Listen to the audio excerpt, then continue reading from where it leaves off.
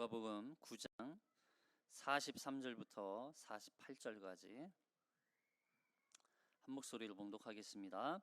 사람들이 다 하나님의 위엄에 놀라니라. 그들이 다 그 행하는 모든 일을 놀랍게 여길세 예수께서 제자들에게 이르시되 이 말을 너희 귀에 담아두라.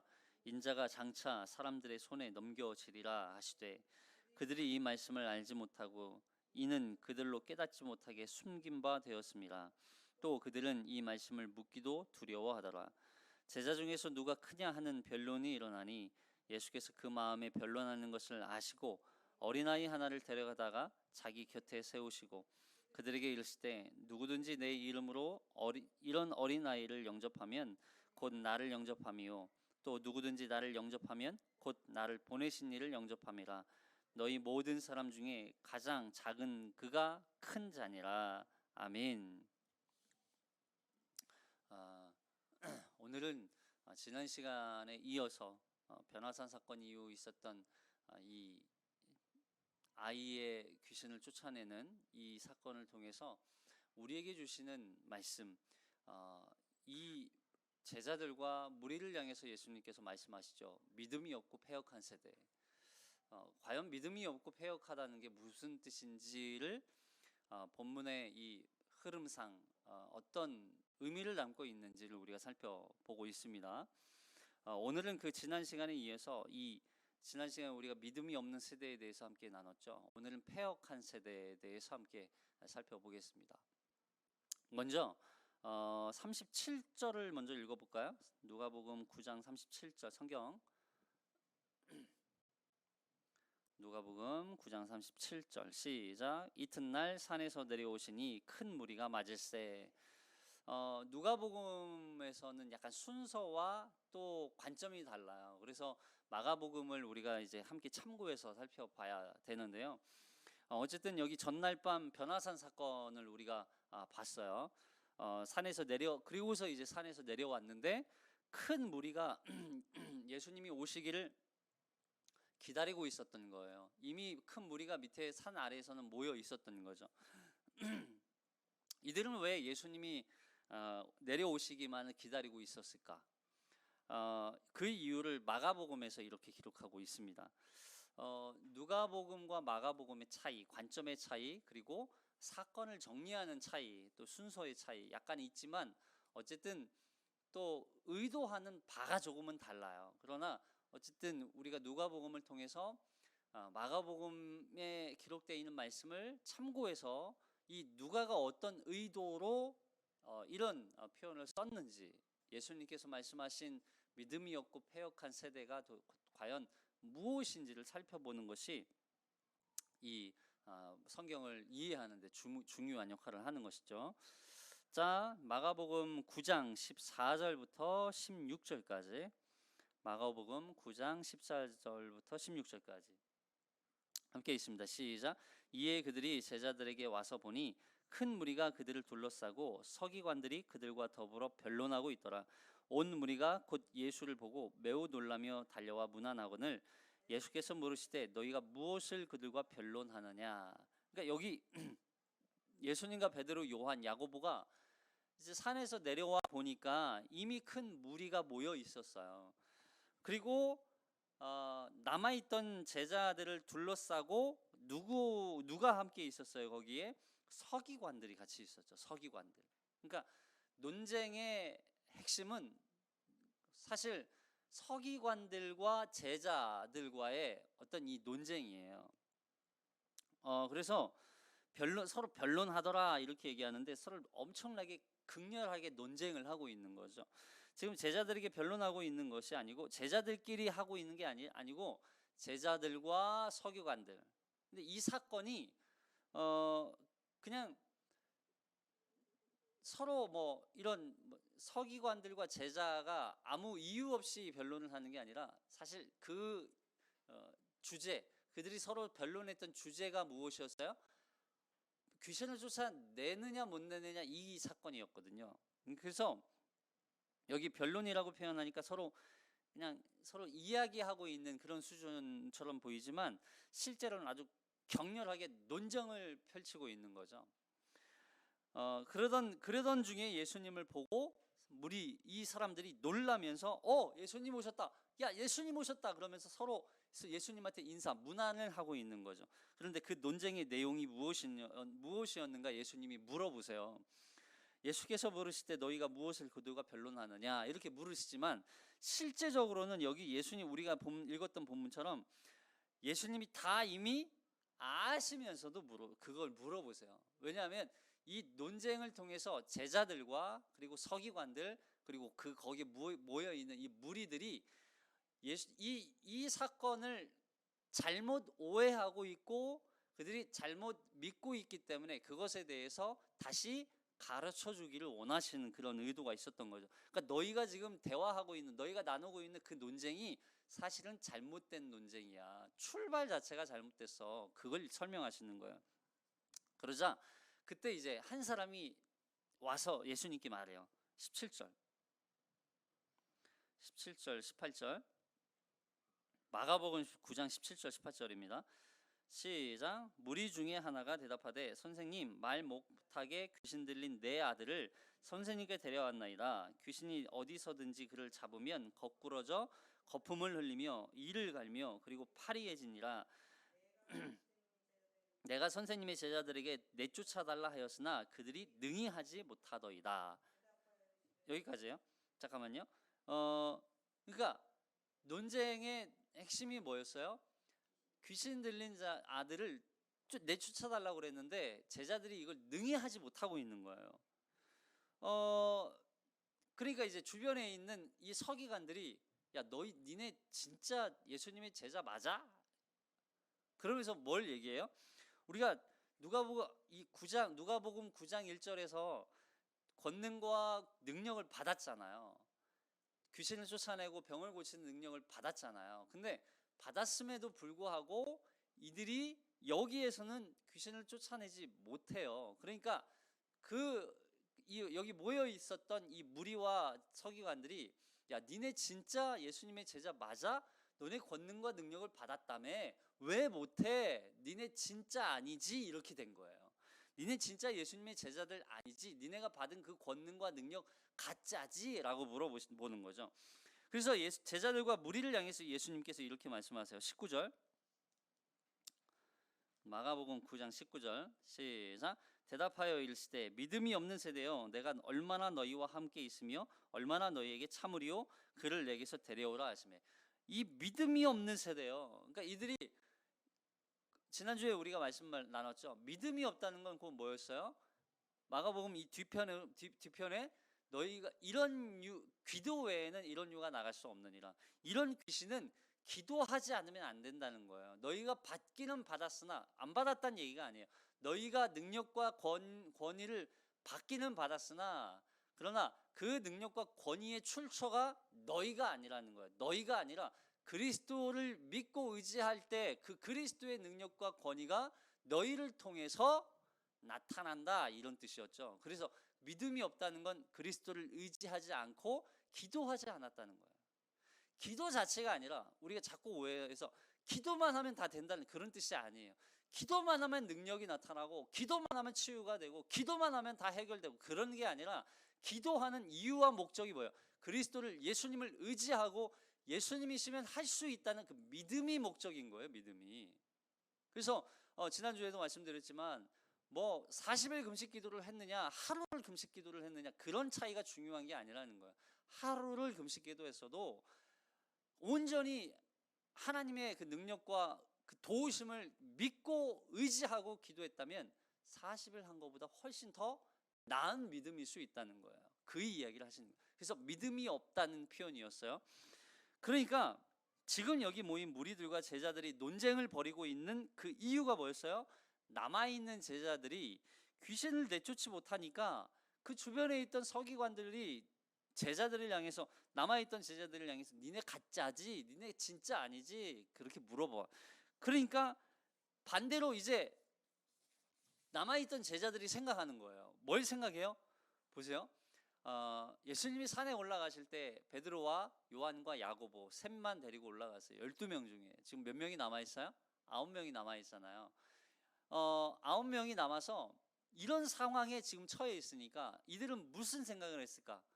주변에서는 니네 가짜지, 니네 가짜지, 너네 진짜 아니지, 능력 안 받았지, 예수 따라다니려며, 니네 예수가 뭐 밥 먹여주냐 이렇게 얘기하니까 남아있던 제자들이 진짜인가? 혹시 베드로와 요한과 야고보만 진짜 능력을 주셨고 그들만 제자 삼고 우리는 그냥 핫바지 아니야? 이렇게 오해를 하게 되는 거야. 그러니까 서로 이 이야기로 인해서 서로 이제 뭘 얘기해요? 야, 그러면 우리 중에 진짜 큰 자가 누구야? 이렇게 된 거예요. 이해되셨죠? 우리 중에 진짜 큰 자, 진짜 높은 자, 진짜 능력 있는 자, 예수님이 만약에 지난 시간에 믿음이 없다는 의미를 말씀드릴 때 예수님이 예수님이 이 믿고 의지할 때 그 예수님이 어떤 분이신지를 믿어야 어떤 분이신지 어떤 일을 행하셨는지 믿어야 된다 그랬잖아요. 그러니까 그분이 과연 이들에게 무슨 일을 하실지를 사실 제자들과 무리와 이 서기관들을 잘 이해를 못했어요. 왜냐하면 여기 저기 뒤편에 보니까 그들이 그렇게 예수님께서 말씀하셨음에도 불구하고 그들은 깨닫지 못하였더라. 그러면서 그들이 깨닫지 못하도록 숨기셨더라 이렇게 표현해요. 사실 이 단어가 이들이 그렇게 예수님이 무슨 일을 행하셨고 앞으로 어떤 일을 하실 것이고 어떤 일을 통해서 우리를 이 왕이 되실, 그렇죠, 하나님 나라의 진정한 왕으로 되실 그 예수님이 누구신지를 사실 제자들이 잘 모르고 있었던 거예요. 그러니까 이런 오해가 나오게 되는 거죠. 여러분, 여기 패역하다는, 오늘은 이제 패역하다는 뜻에 대해서 우리가 이제 접근해서 설명을 할 거예요. 여기 패역하다라고 하는 이 의미가 무슨 의미라고 그랬어요? 삐뚤어지다 그랬잖아요. 삐뚤어지다. 그러니까 누가 큰 자냐에 대한 논쟁은 예수님에 대한 잘못된 이해로 인해서 생긴 삐뚤어진 그들의 믿음을 설명하는 거예요. 삐뚤어진 믿음이 그들이 예수님을 잘못 오해하고 있었고 예수님에 대해서 잘못 이해하고 있었던 거예요. 예수님이 오셔서 십자가에 죽으시고 부활하시고 또 승천하셔야만 우리의 구원이 완성되고, 그리고 예수 그리스도께서 이 땅에 오심으로 말미암아 하나님의 나라가 이미 이루어지고 선포되었는데 그들이 생각하는 이 나라의 개념이 새로운 이 세상의 나라로 그들은 이해를 하고 있었던 거야.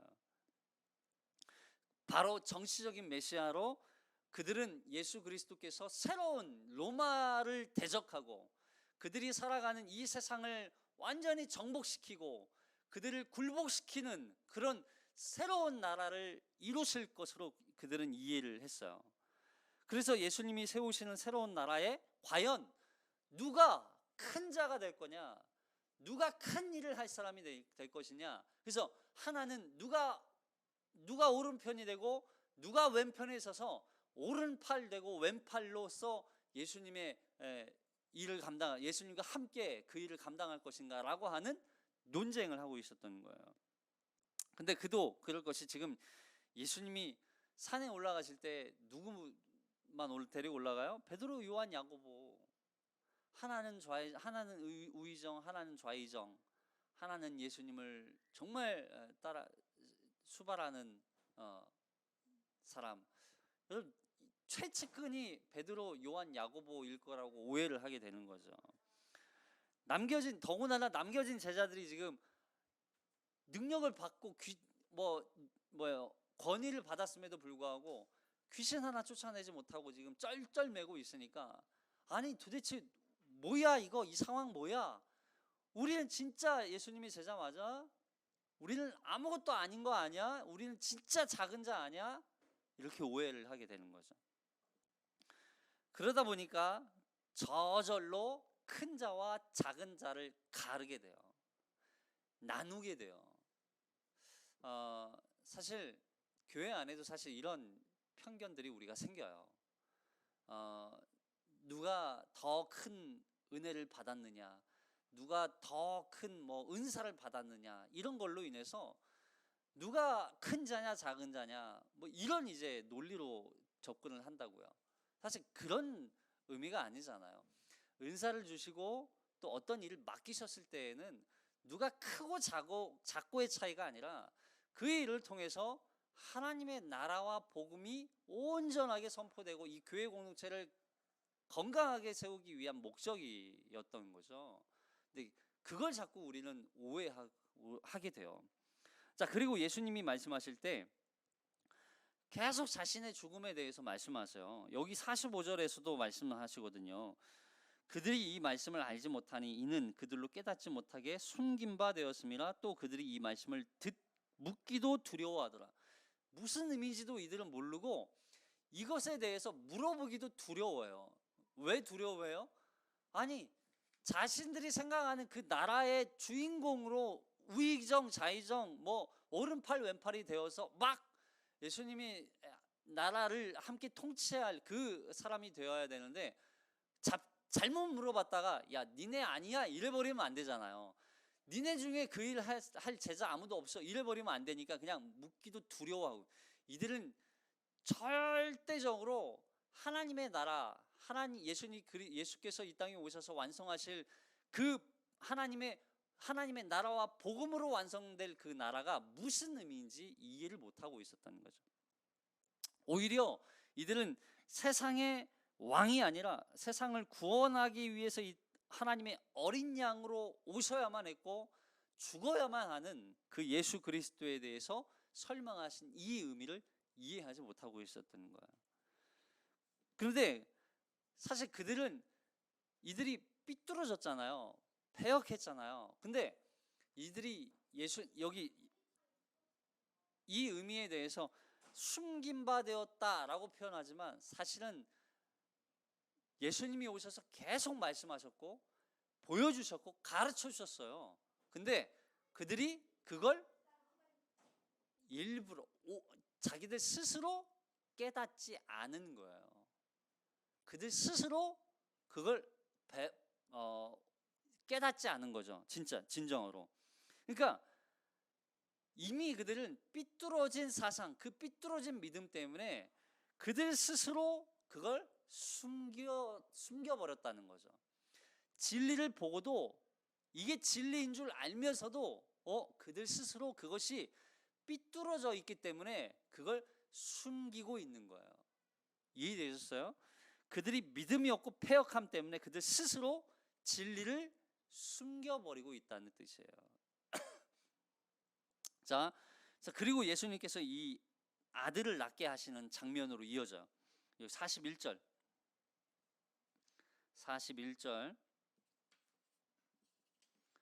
시작. 예수께서 대답하여 이르시되 믿음이 없고 패역한 세대여, 내가 얼마나 너희와 함께 있으며 너희에게 참으리요. 내 아들을 이리로 데리고 오라 하시니 올 때에 귀신이 그를 거꾸리뜨리고 심한 경련을 일으키게 하는지라. 예수께서 더러운 귀신을 꾸짖으시고 아이를 낳게 하사 그 아버지에게 도로 주시니 사람들이 다 하나님의 위엄에 놀라니라. 그들이 다 행하시는 그 모든 일을 놀랍게 여길세 예수께서 제자들에게 이르시되 이 말을 너희 귀에 담아둬라. 인자가 장차 사람들의 손에 넘겨지리라 하시되 그들이 이 말씀을 알지 못하니 이는 그들로 깨닫지 못하게 숨긴 바 되었음이라. 또 그들은 이 말씀을 묻기도 두려워하더라. 자, 예수께서 아들을 데리고 와라, 나에게 데리고 와라 말씀하세요. 그리고 근데 올 때 귀신이 그 아이를 마지막까지 괴롭히죠. 마지막까지 고통스럽게 하죠. 막 거꾸러뜨리고 심한 경련을 일으키게 하고. 여러분, 이 아이를 사로잡고 있는 이 강력한 악한 세력에 대한 설명이에요. 그럼 그런 죽음에 사로잡혀 괴로워하는 이 아이를 예수님께서 그 귀신을 꾸짖으시고 낫게 하세요. 여러분, 이런 이적들을 통해서 우리는 예수님은 이런 귀신 쫓아내주시고 병을 고치시고 이런 일을 하시는 분으로만 이해하면 안 돼요. 단순히 이해하면 안 돼요. 예수님께서 이 귀신을 쫓으시는 이유가 뭐예요? 그 일을 통해서 보여주시고자 하시는 의도를 알아야 돼요. 여러분, 죄와 사망으로부터 그런 어, 악한 자를, 죄와 사망을 사로잡고 있는 그런 악한 자를 지금 결박하고 계시는 거예요. 결박하고 계시는 거. 꾸짖으시고 결박하고 있다는 거예요. 그러니까 우리를 사로잡고 있는 죄와 사망으로 우리를 꼼짝 못하게 하고 붙잡고 있는, 사로잡고 있는 악한 자를 결박시키시고 그 악한 자를 몰아내시고 우리에게 참된 자유와 생명과 우리를 구원, 생명으로 인도하시는 그런 메시아 구원자이신 분이 바로 예수님이시다라고 하는 거예요.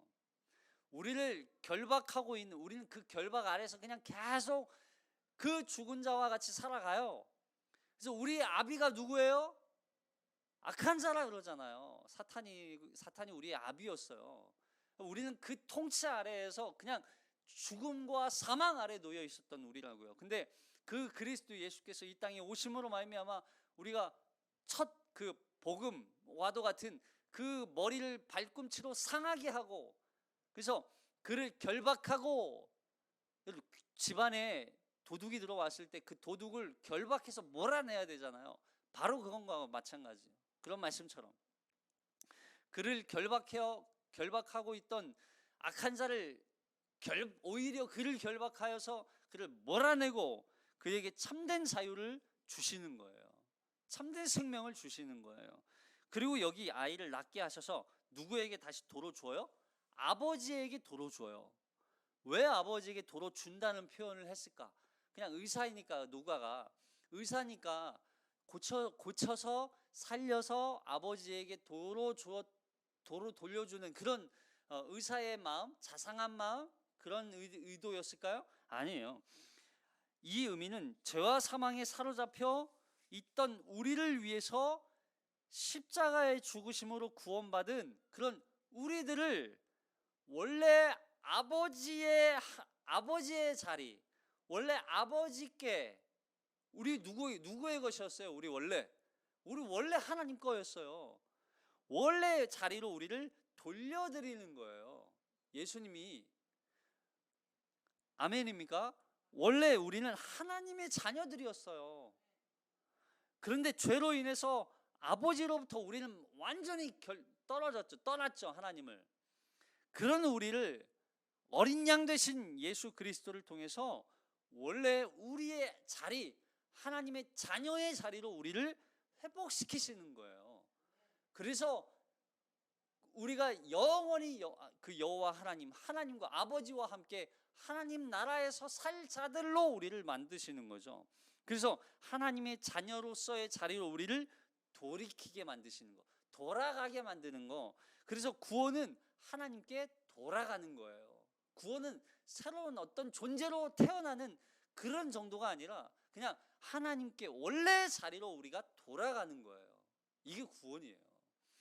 그 과정을 이 땅에서 조금 남은 과정을, 우리가 살아가는 이 과정을 우리는 뭐라고 그래요? 성화라고 그러는 거예요. 하나님께 돌아가는 과정 속에서 우리가 더 거룩해지고 하나님 보시기에 합당한 자로 더 만들어져 가는 그 과정, 그것이 바로 성화의 과정이죠.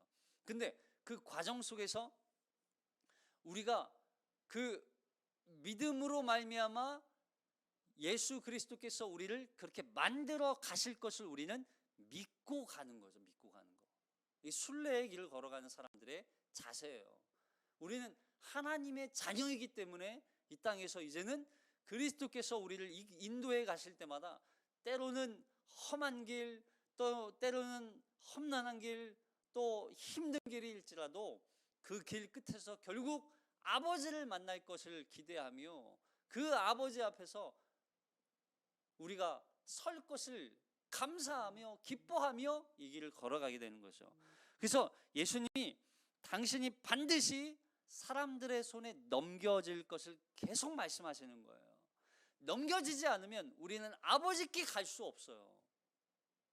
예수님이 이 땅에 오셔서 십자가에 죽지 않으시면 우리는 아버지께 돌아갈 수 없다고요. 우리의 능력으로, 우리의 힘으로 no, 전혀 불가능. 왜 예수님이 죽으셔야만 했어요? 자꾸 우리가 예수님 왜 죽으셔야 하지? 죽으셔야만 우리가 하나님의 자녀로 돌아갈 수 있어요.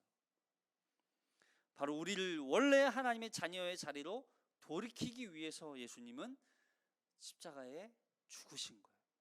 우리 스스로 돌이키지 못하니까 예수님의 죽음을 통해서 우리를 원수로부터 자유케 하시고 우리의 결박을 푸시고 그리고 하나님의 자녀로 우리를 인도하시고 회복시키시는 거, 그게 바로 구원인 거예요. 자, 그런데 예수님께서 이런 삐뚤어진 믿음에 빠진 이 제자들과 무리들을 향해서 어떻게 하시냐면, 자 보세요. 46절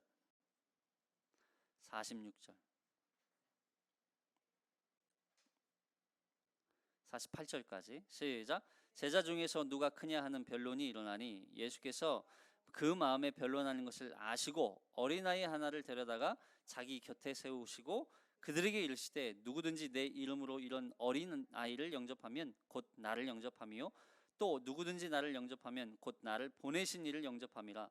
너희 모든 사람 중에 가장 작은 그가 큰 자니라. 자, 여기 예수님께서 이미 다 아셨어요. 처음부터 논쟁하고 있는 것 자체를 이미 다 알고 계셨어요. 근데 논쟁했던 그 이유를 물어보시고 그리고 그들 가운데 있었던 사건을 다 정리하시고 그리고 귀신을 쫓아내 주시고 다 낫게 하셔요. 그리고 여기서는 이제 논쟁이 일어나니 이건 이제 제자들끼리 서로 이제 또 그 사건 이후에 서로 이제 자기들끼리 논쟁하는 거예요. 진짜 큰 자가 누구일까? 진짜 큰 자가 누구일까? 그러자 예수님께서 그것도 아시고 이 어린아이 하나를 데려다가 곁에 세우세요. 자기 곁에 세우세요. 여러분, 그리고 이 아이를 영접하면 곧 나를 영접하며 나를 영접하면 곧 나를 보내신 이를 영접함이라. 이런 말씀하세요. 참 알다가도 모를 말씀이고 모르다가도 알 것 같은 말씀이지 않아요?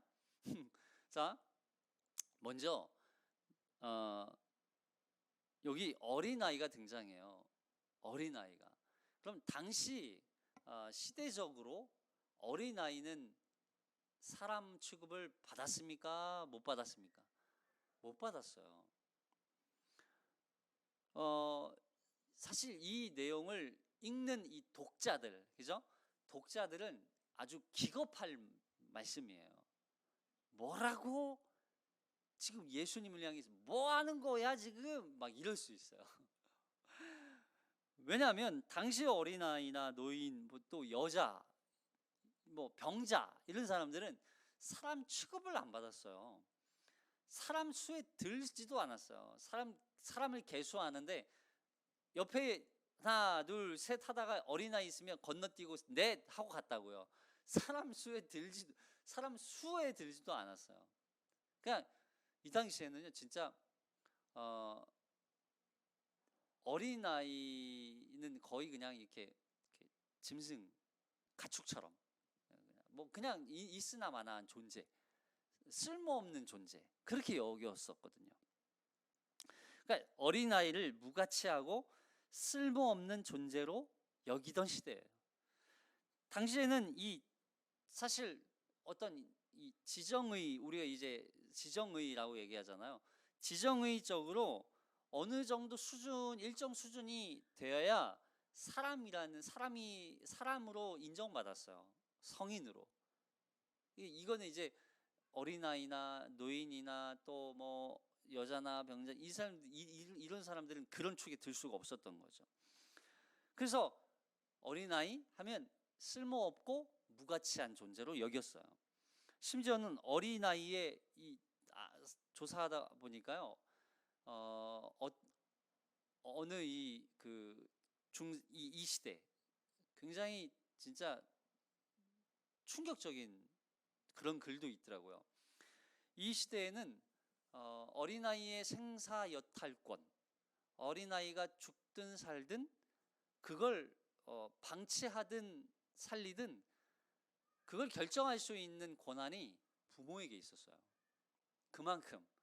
그러니까 지금 우리가 요즘 시대에 굉장히 어린아이 아동학대, 아동을 사망에 이르게 하는 이런 사건들이 그 당시에는 그냥 자연스러웠던 시대였어요.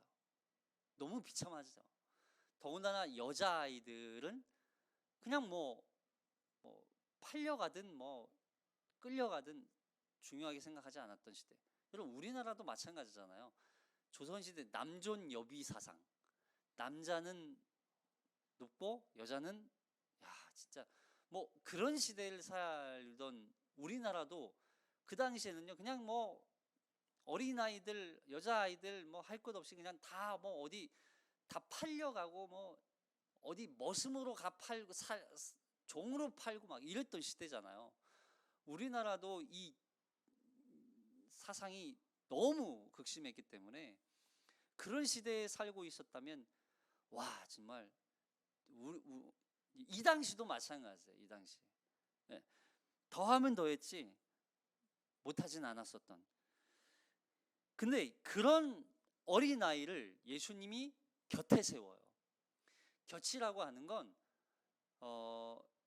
예수님과 이 어린아이를 거의 뭘로 여기는 거예요? 동일시하게 여기는 거예요. 동일시하게. 예수님이 어린아이다 이런 뜻이 아니라 어린아이를 예수님과 같은 그런 존재로 보는 거예요. 예수님은 지금 30대가 넘었기 때문에 성인, 어른이죠. 사람이에요, 사람. 어린아이도 동일한 가치에, 그리고 동일한 그런 존재로서 여기고 있는 거예요.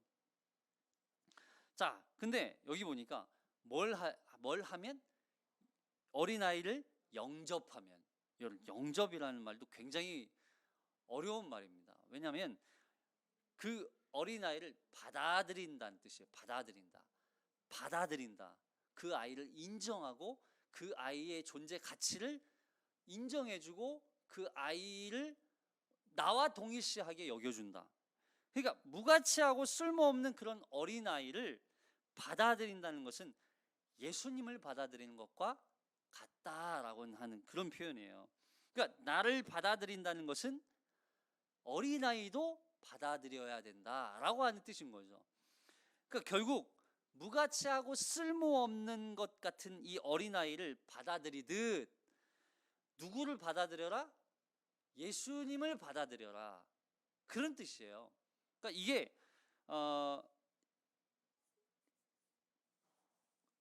예수님을 당시 사람들은 이런 어린아이처럼 여겼거든요. 무슨 뜻이에요? 사실 당시 사람들이 어린아이를 무가치하고 쓸모없는 존재로 여겨서 그 어린아이들이 하는 이야기, 어린아이들이 갖고 있는 생각, 이것을 다 거절하죠. 거부하죠. 네. 근데 이들은 또 똑같이 예수님이 하시는 하나님 나라와 복음, 그 복음의 이야기를 그들을 들었음에도 불구하고 마치 무가치하고 쓸모없는 이야기인 것처럼, 존재인 것처럼 예수님의 말씀을 거절하고 거부했다는 거예요. 이해되셨어요? 잘 들으셔야 돼요. 좀 어렵죠? 그러니까 예수님이 이런 의도로 얘기하신 표현은 너희가 어린아이를 영접하면 나를 영접하는 거하고 똑같고, 이런 얘기를 하는 게 아니에요. 그러니까 어린아이를 영접하면 나를 영접하는 거하고 같아 라고 하는 뜻이 아니라, 내가 그런 속성으로서 여김을 받아왔다는 걸 표현하는 거예요. 거꾸로. 그러니까 어린아이처럼 무가치하고 쓸모없는 그런 존재처럼 여기는 너희들이 그 어린아이와 그런 그 어린아이들을 받아들이지 않았던 것처럼 너희는 나도 받아들이지 않은 거야 라고 하는 거예요. 사실 이거는 그들을 책망하고 질책하는 거죠. 권면하는 게 아니에요. 너희는 그런 무가치하고 쓸모없는 것처럼 나를 여겼어 라고 하는 거예요. 근데 그렇게 쓸모없고 무가치한 그 어린아이를 받아들이듯 내가 전하는 하나님 나라와 복음을 너희가 받아들이면, 영접하면 너희가 하나님을 영접하는 것과 같다라고 표현하는 거죠. 이해되셨죠? 예수님을 거절하고 거부하면서 오히려 이들은 뭘 쫓았어요? 귀신, 쫓아내는 그 예수, 그 능력만 의지했어요. 그 권위만 의지했어요. 그리고 병 고치는 그 예수만 바라봤어요. 쫓아다녔어요.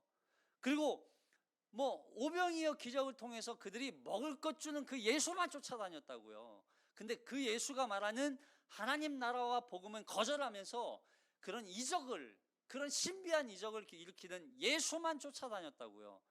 근데 이렇게 표현하는 거예요. 너희가 쫓아다니는 쫓아왔던 그 이유, 그 병 고치고 뭐 귀신 쫓아내고 먹을 거 주는 그 예수가 너희를 살리는 예수가 아니라 내가 말하는 하나님 나라와 복음이 너희를 살리는 거야 라고 말하는 거예요.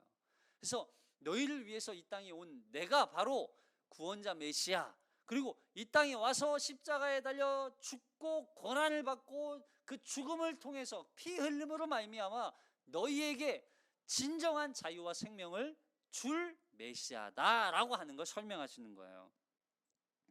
보세요. 요한복음 1장 5절. 요한복음 1장 5절 시작. 빛이 어둠에 비치되 어둠이 깨닫지 못하더라. 참빛 곧 세상에 와서 각 사람에게 비추는 빛이 있었나니 그가 세상에 계셨으면 세상은 그로 말미암아 지은 바 되었으되 세상이 그를 알지 못하였고 자기 땅에 오매 자기 백성이 영접하지 아니하였으나. 보세요. 참빛이신 예수님, 그리고 자기 땅에 오매, 온 땅의 주인이 예수님이라는 거예요. 근데 자기 온 땅의 주인이신 예수님이 이 땅에 오셨는데 예수님을 영접하지 않아요. 예수님을 받아들이지 않아요. 예수님을 오히려 무가치하고 쓸모없는 존재로 여겨요. 선포하신 말씀을. 오히려 예수님이 전하는 그 하나님의 나라와 복음을 거절하고 예수님이 병 고치고 귀신 쫓아내는 그 사역, 그것만 쫓아다니는, 거기에만 관심을 갖고 있는 이 세대를 향해서 뭐라고 말씀하시는 거예요? 패역한 세대요 라고 말하는 거예요. 하나님 나라와 복음 때문에 귀신을 쫓으시고 질병을 고치셨음에도 불구하고 사람들은 그 왜곡되고 변질된 삐뚤어진 그 믿음으로 예수님을 바라보고 있는 거죠. 그래서 예수님을 거절하고 거부하고 있는 거예요. 예수님을 따라간다고 말하면서 믿음이 없고 패역한 세대일 수 있어요. 이건 우리에게 주시는 말씀이기도 하죠. 우리가 예수 믿고 모든 문제 해결되는 그런 자판기인 예수님을 믿고 있는 거예요. 아니면 내 생각에 예수님은 이래야만 해, 예수님은 이렇게 하셔야만 해, 예수님은 이런 분이어야만 하는 그런 내 틀에 박힌 그 예수로 만들어 놓고 마치 그게 하나님인 양, 예수님인 양, 구원자인 양 믿고 있는 우리의 믿음이 아닌가 하는 거예요. 우리가 교회를 다니면서도 믿음이 없고 패역한 세대일 수 있어요. 예수님을 의지하지 않고 삐뚤어진 내 생각으로 예수님을 만들어 놓고 그냥 그게 우상인 것처럼 우상 숭배하고 있는 그런 신앙이 될 수 있다는 거예요. 내가 생각하는 메시아로 만들지 말라는 거예요. 성경이 말하는 예수, 그리고 참된 구원자 메시아로서 이 땅에 오신 그 예수를 온전하게 알아야죠. 그래서 우리는 성경에서 말씀하시는 그 예수 메시아를 바르게 알기 위해서 뭘 봐요? 성경을 보는 거예요. 그래서 기도하는 거예요. 그래서 신앙생활하는 거예요. 그래서 말씀을 가까이 하는 거예요. 이게 바로 신앙생활이에요. 나를 위해 이 땅에 오신 예수 그리스도가 어떤 분인지를 깨닫는 거예요. 깨닫는 거. 한 아버지의 외아들이, 이 말 본문에서 한 아버지의 외아들이 귀신에 의해서 고통 가운데 처해 있어요. 근데 하나님의 외아들이신 예수님이 이 땅에 오셨어요. 근데 그 예수님만이 고통으로부터 벗어나게 하실 수 있는 유일한 분이세요. 이 일을 위해서 이 땅에 오셔서 어린 양으로 십자가에 달려 죽기 위해서 이 땅에 오셨어요. 근데 하나님의 어린 양 외아들로 이 땅에 오신 그 예수를 사람들은 오히려 무가치한 존재로 쓸모없는 존재인 것처럼 여기고 거부하고 거절해요. 이것에 대해서 주님이 말씀하시는 거예요. 믿음이 없고 패역한 세대요. 그럼 우리는 도대체 누구를 믿는 거예요? 누구를 의지하고 있어요? 누구를 믿고 있어요? 누구를 향해 있어요?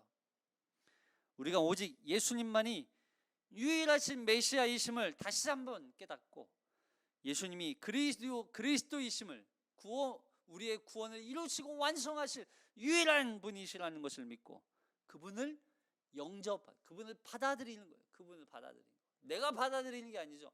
그분이 오심을 그냥 우리는 인정하는 것뿐이에요. 우리를 위해서 십자가에 달려 죽으셔야만 우리를 악한 자로부터 우리를 자유케 하시고 우리에게 생명을 주시고 그리고 우리의 아버지가 하나님이심을 다시 한번 우리가 깨닫게 되는 거예요. 그럼 우리의 자리는 어디예요? 하나님 아들의 자녀의 자리예요.